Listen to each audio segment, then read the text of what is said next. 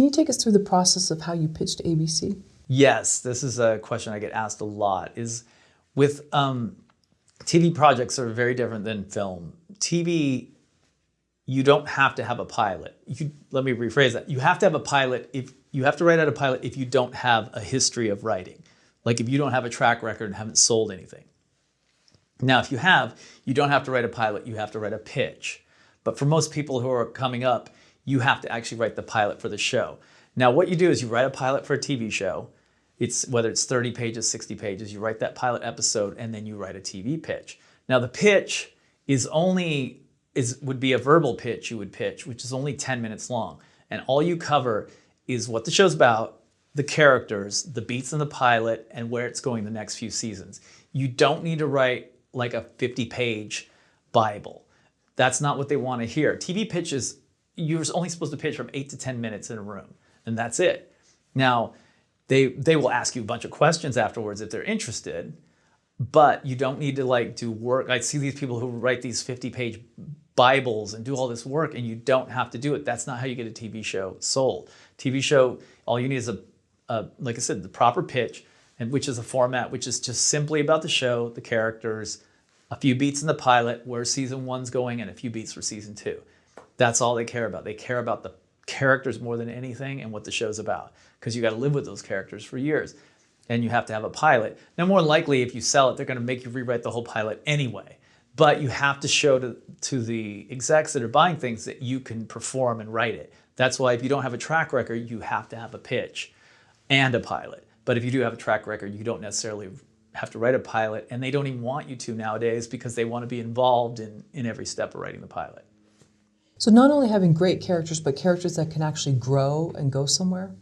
Are you factoring any of that into this 8-minute pitch, or no, that's for them to decide, can we go anywhere with this character? No, that goes in your pitch. And when you cover season 1 and you talk about where the show's going, like let's say it's 10 episodes, you don't go episode by episode, you just say kind of, start of season 1, middle of season 1, end of season 1. But a lot of what you're talking about is where the relationships go.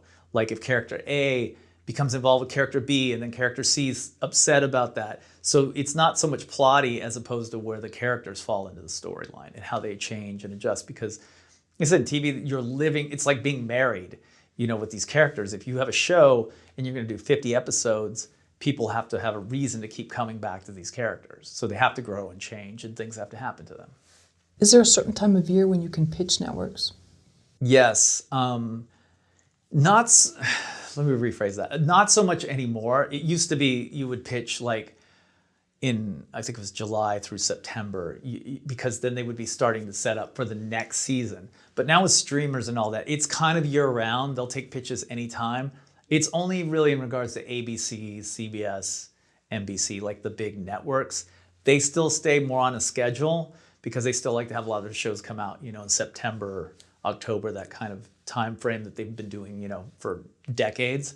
But nowadays, no, not so much. Now they'll listen to pitches almost any time of the year. So it's kind of, the streamers have changed all that there's no real season to anything. What are the steps to pitching a TV show? Whew, a lot. Well, first of all, you've got to get a great pitch together. And usually you have a producer you're working with who's taking you into the, the networks or a company. Like when we sold our show to ABC, we had first set it up at Lionsgate. So we went in to ABC, NBC. We went to every network in 1 week. They make you do it almost like consecutively, so that if one person's interested, someone else will also come aboard, and they'll get them playing against each other. So you almost go like, you'll get a pitch grid that's like 24 pitches in like 4 days. And you just go place to place to place, do the same thing. But you bring your producers in. And the real work is working with your producers on the pitch. Because when we were very lucky that the Lionsgate execs had sold a lot of shows, and they were really awesome people. And they made us do it with them, work it over and work it out, and they would literally time us. They'd be like, okay, you only got 8 minutes, go. And you do the pitch. They give you notes, you rework it, you rewrite it, and you do it again and again. And they're the final kind of decision makers about what the pitch is going to be like, because they're the sellers, really, even though you wrote the show. So you know that there's going to be back-to-back, this is pitch week. And so you plan out, your whole sort of life schedule around that and wardrobe and, you know, coming in with this producer? Like, how stressful is that to know that you're going to be on, even though writers sort of don't want that? Yeah, very stressful. You just have to do it. You just do it. I mean, a pitch gets easier and easier the more you do it. You know, so the first one or two might be a little clunky, but you just, the whole process is to really give them what the show's about. TV moves super fast, faster than film. You give them what the show's about, and then you try to get it after 8 minutes into conversation. Get it conversational, where hopefully they ask you a bunch of questions and you talk more about the show, but you only talk at them for like a good 8 minutes. Can you talk about the Bible versus the pitch versus writing a pilot? Yes, well, the pilot's a pilot, whether it's a 30-page pilot, 60-page pilot, which you have. The pitch is like maybe a 6 or 7-page document, maybe even less, that you verbally will read to them in the room. You usually don't leave it behind. You go, because with COVID it's a little bit different, but they've been doing it on Zoom. You leave the pitch, you do the pitch, but you don't leave it behind. Now, a Bible doesn't get created until the show's been ordered. So a lot of people get mixed up on these. The Bible is like the Bible that explains the characters, the show. So it adds, creates continuity through the writer's room and from episode to episode. So a lot of people will be interested in creating a Bible. It's an unnecessary step. You don't do that till later in the process. There's only 2 things you need: a pilot and a pitch, if you're a new kind of screenwriter wanting to sell a TV show. So don't worry about how do you make the pitch Bible, or excuse me, don't worry about how do you make the Bible, because we see that once it's greenlit or once it's getting close to being told yes, then you're putting the cart before the horse. Okay, right. Yeah, it doesn't need to be done. And most times too, like if they like your pilot, more than likely it doesn't. I mean, sometimes they'll be like, "This is great, let's shoot this," but more than likely they're going to want you to rewrite the entire pilot with their input. Like there's something they really dig, they like it, but they're going to want to do it more their way. And if it's a big network or TNT or AMC, they know what they want, so they're going to be like, "This is great, but let's do it this way." How much time did you spend writing on the pitch? It took several passes at it, so maybe it was like about a month, where not a month full time, but you kind of work on it, send it over, practice it a couple times, do it, and just get everybody's input, So we were very lucky, like I said, we had Lionsgate involved, which there were several execs, so they would all hear it and then they put in their 2 cents or say, "Adjust this, change that, that's great." So yeah, it's like a sales process. It's a creative process, but it's also like selling something. So that's a little bit different of a mindset. So you have those 8 minutes, but then what about the talking points that are more conversational afterwards? Are you preparing, if they ask me this, then I'm going to say that?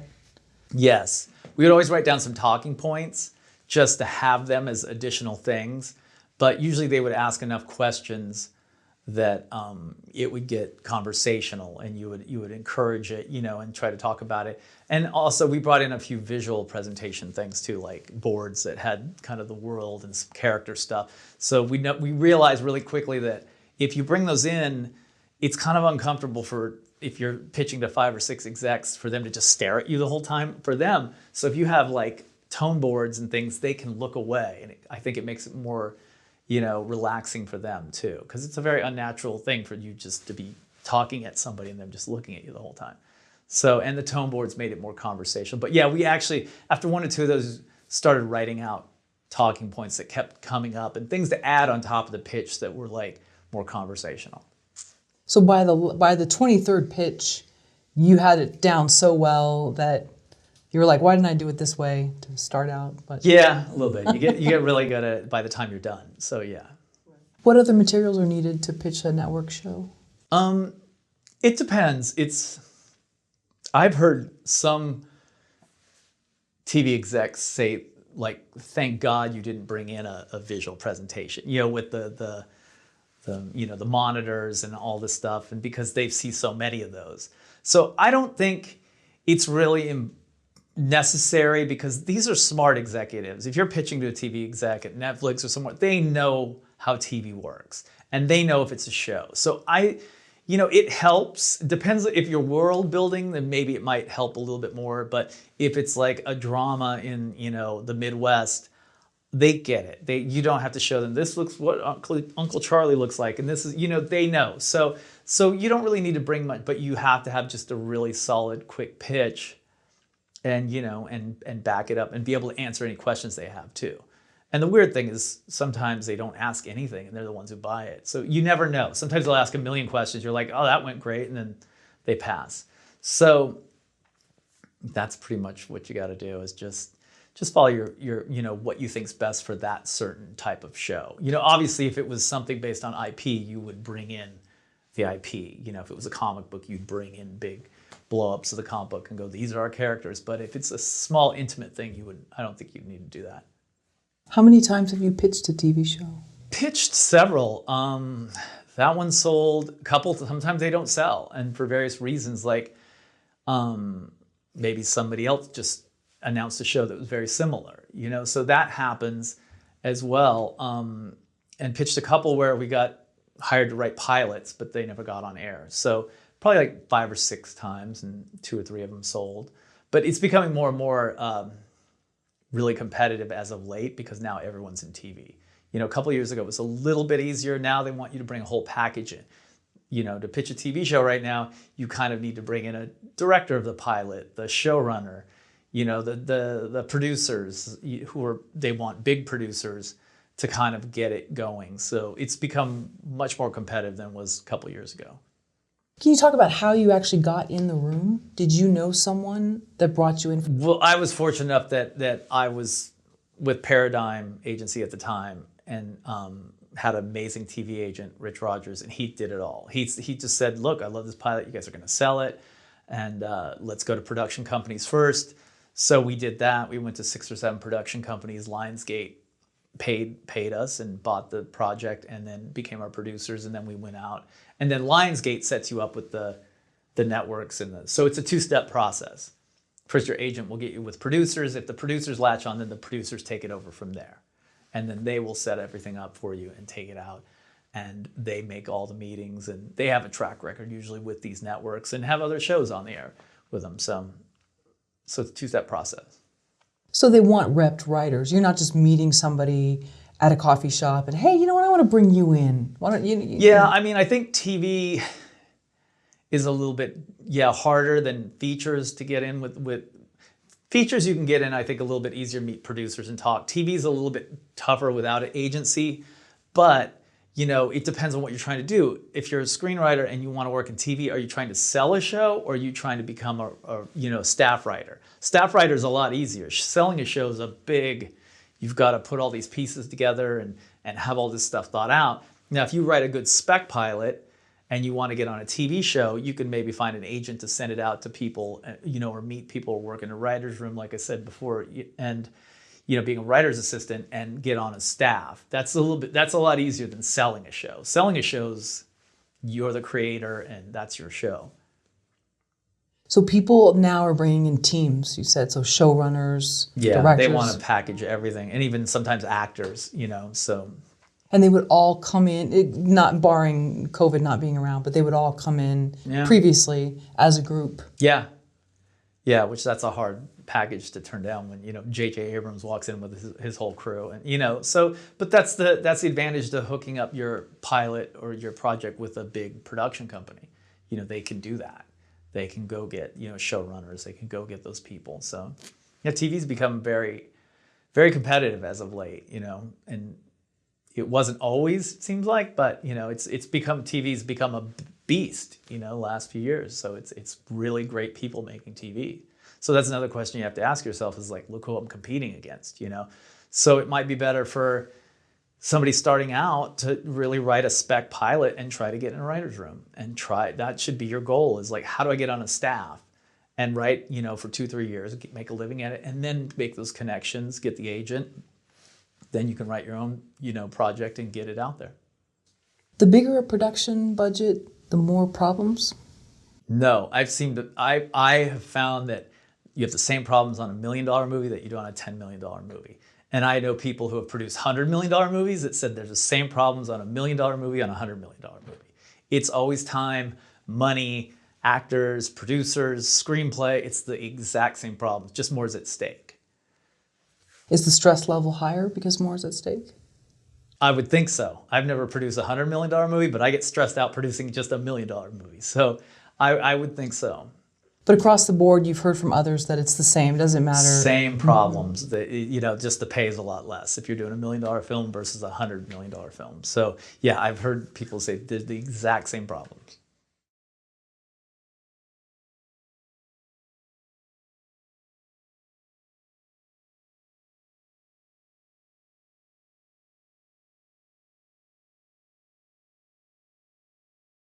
Did you pitch in the mirror? Did you? No. No. Okay. No. Sorry.